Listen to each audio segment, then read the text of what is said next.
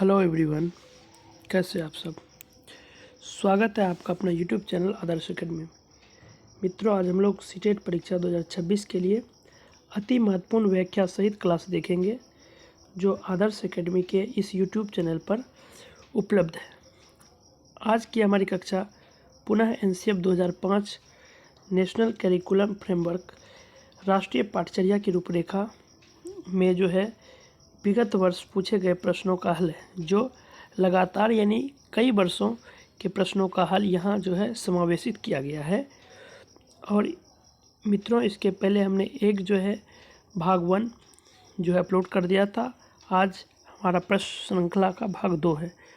तो आइए हम शुरुआत करते हैं प्रश्नों का और देखते हैं कि 1 नंबर प्रश्न में कह रहा है, राष्ट्रीय पाठचर्या की रूपरेखा एनसीएफ 2005 के अनुसार शिक्षक की भूमिका है। यानी एनसीएफ में जो है शिक्षक को किस भूमिका में रहने का निर्देश दिया गया है, सुझाव दिया गया है। तो 1 नंबर है अधिनायकीय, 2 है अनुमतिपरक, 3 है सुविधादाता, 4 है सत्तावादी। तो प्रश्न संख्या 1 का सही उत्तर होगा 3, सुविधादाता। यानी शिक्षक को एक सुविधादाता के तौर पर जो है प्रस्तुत होने का जो है उसको सुझाव दिया गया है, यानी फैसिलिटेटर के तौर पर उसे माना गया है। तो आइए प्रश्न संख्या 2 देखते हैं, जिसमें दिया गया है कि एनसीएफ 2005 के संबंध में निम्न में से कौन सा कथन सही है। यह यूटीईटी अप्रैल 2016 में पूछा गया प्रश्न है।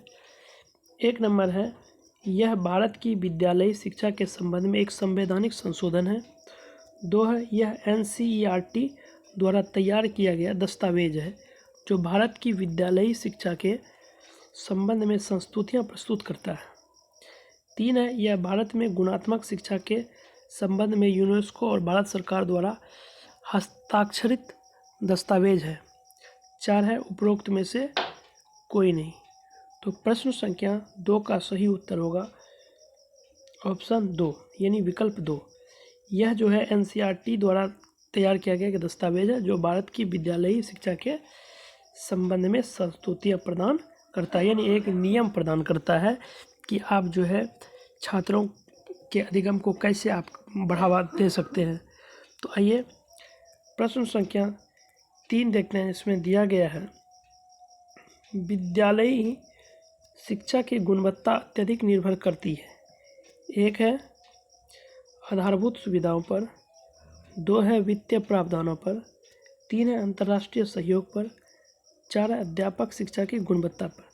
तो मित्रों, विद्यालयी शिक्षा की गुणवत्ता अत्यधिक निर्भर करती है कि अध्यापक की शिक्षा की गुणवत्ता पर, क्योंकि हम जो है विद्यालय में सभी प्रकार के जो संसाधनों को उपलब्ध तो कर देंगे, लेकिन अगर एक अध्यापक की गुणवत्तापूर्ण शिक्षा नहीं होती है तो वह फिर बेकार होता है।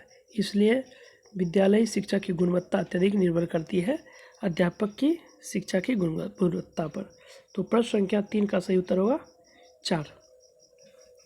संख्या 4 दिया गया है, निम्नलिखित में से कौन सा पक्ष शारीरिक विकास से संबंधित नहीं। यह जो है प्रश्न यूके टीईटी दिसंबर 2021 में पूछा गया प्रश्न है। तो आइए विकल्प देखते हैं। 1 नंबर है नाड़ी तंत्र, 2 है अंतःस्रावी ग्रंथियाँ, 3 है शरीर का ढांचा, 4 है प्रत्यक्षीकरण। तो प्रश्न संख्या 4 में कहता है शारीरिक विकास से जुड़ा हुआ कौन सा पक्ष नहीं है।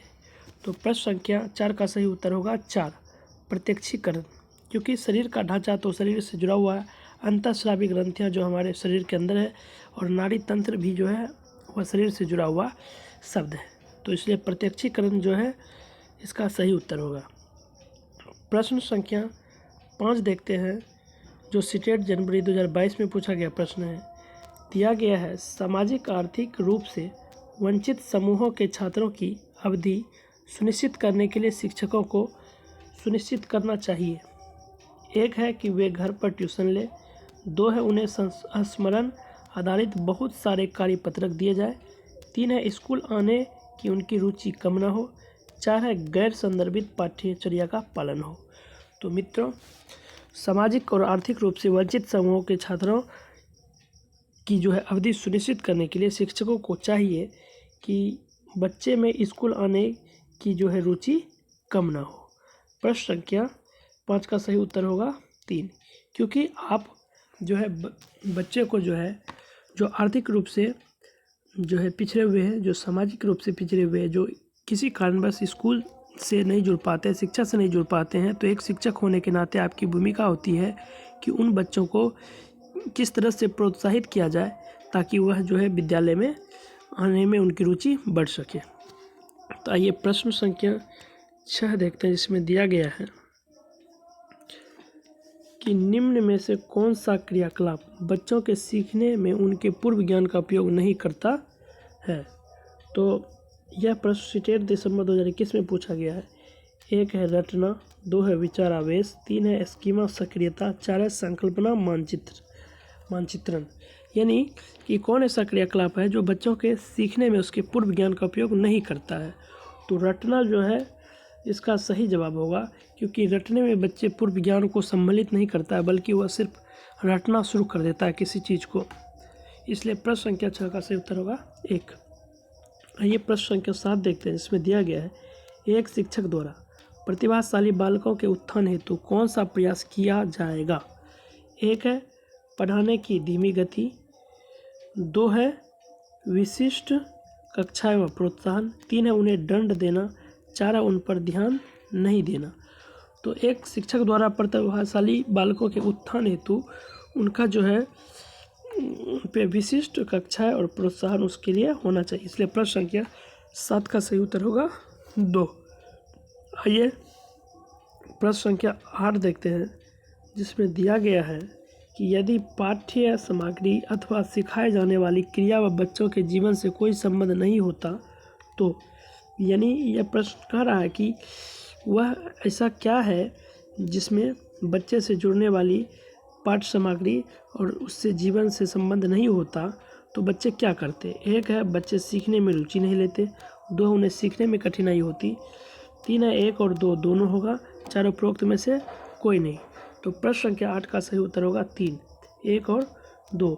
यानी बच्चों से जुड़ी हुई चीज़ें अगर नहीं होती सीखने वाली, तो वह जो है बच्चे इसमें रुचि नहीं लेते और उसको सीखने में कठिनाई भी होती। तो प्रश्न संख्या 9 देखते हैं, जिसमें दिया गया है सृजनवादी दृष्टिकोण से सीखना क्या है। यानी सृजनवादी दृष्टिकोण से सीखना, किसी चीज़ को सीखना क्या कहलाता है। 1 है सीखना एक सक्रिय ग्रहणशील प्रक्रिया नहीं है, 2 है विद्यार्थियों को हमेशा पाठ्यपुस्तक से सीखने के लिए मार्गदर्शन एवं सहायता की आवश्यकता होती है, 3 है सीखना एक सक्रिय एवं अर्थपूर्ण प्रक्रिया है, 4 है सीखना आत्म केंद्रित प्रक्रिया है। तो प्रश्न संख्या 9 का सही उत्तर होगा 3, सीखना एक सक्रिय और अर्थपूर्ण प्रक्रिया है, तभी वह सृजनवादी जो है अधिगम कहलाएगा। आइए प्रश्न संख्या 10 देखते हैं, जिसमें दिया गया है पाठ्य सहगामी क्रियाएं मुख्यतः संबंधित है। 1 है छात्रों के सर्वांगीण विकास से, 2 है शैक्षिक संस्थानों के विकास से, 3 है छात्रों के मानसिक विकास से, 4 है छात्रों के वृत्तिक विकास से। तो प्रश्न संख्या 10 का सही उत्तर होगा 1, छात्रों के सर्वांगीण विकास से। यानी पाठ्य सहगामी क्रियाएं हमेशा छात्रों के सर्वांगीण यानी समुचित उनके विकास से जुड़ा हुआ होता है, चाहे वह आर्थिक हो, सामाजिक हो, राजनीतिक हो या परिवेशिक हो। तो आइए प्रश्न संख्या 11 देखते हैं, जिसमें दिया गया है यह प्रश्न सीटेट जो है दिसंबर 2019 में पूछा गया प्रश्न है। ये सारे PYQs जो है NCF 2005 के आने वाले एग्ज़ाम में अति महत्वपूर्ण भूमिका निभा सकती है। इसलिए आपसे अनुरोध है कि आप ज़्यादा से ज़्यादा इसे देखें और इसे समझने का प्रयास करें। आइए प्रश्न संख्या 11 देखते हैं, जिसमें दिया गया एक शिक्षिका अपनी कक्षा में सृजनात्मक विद्यार्थियों को किस प्रकार से प्रोत्साहित कर सकती है। 1 है विद्यार्थियों को जोखिम लेने व चुनौतियों का सामना करने से हतोत्साहित करके, 2 है अपसारी चिंतन पर बल देकर, 3 है अभिसारी चिंतन को हतोत्साहित करके, 4 है अनेक परिप्रेक्ष्यों को प्रोत्साहित करके तथा मूल विचारों को महत्व देकर। तो प्रश्न संख्या 11 में कहता है कि एक शिक्षिका सृजनात्मक कक्षा में जो है विद्यार्थियों को किस प्रकार से प्रोत्साहित कर सकती है, उसको उत्साहित करती है, उसकी अभिप्रेरणा को जगा सकती है। तो उसका सही उत्तर होगा 4। अनेक परिप्रेक्ष्यों को प्रोत्साहित करके तथा मूल विचारों को महत्व देकर जो उसको प्रोत्साहित कर सकती है। यह अनेक परिप्रेक्ष्यों से मतलब है कि गैर उदाहरण और उदाहरण के तौर पर उसे विभिन्न तरीक़ों से समझाने से।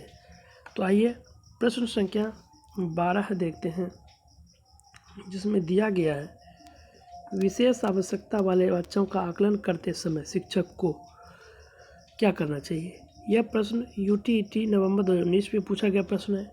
1 है बच्चों के बीच तुलना करनी चाहिए। 2 है बच्चों का धीमा, खराब, बुद्धिमान आदि लेबल करना चाहिए। 3 है सीखने पर ध्यान केंद्रित करना चाहिए, न कि अंकों पर। 4 है साप्ताहिक परीक्षण का अभ्यास करना चाहिए।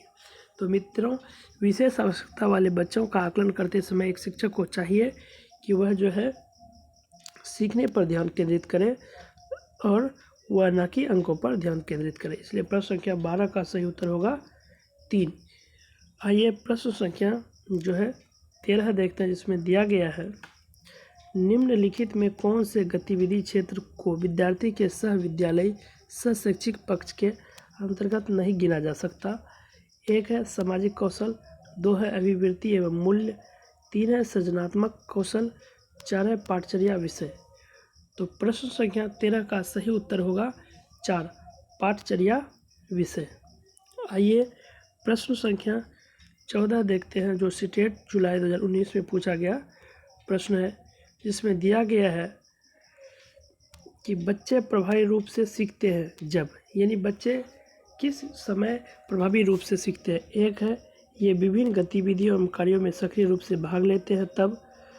2 है शिक्षक कक्षा में होने वाली सभी घटनाओं व बच्चों को पूर्ण रूप से नियंत्रित करता है।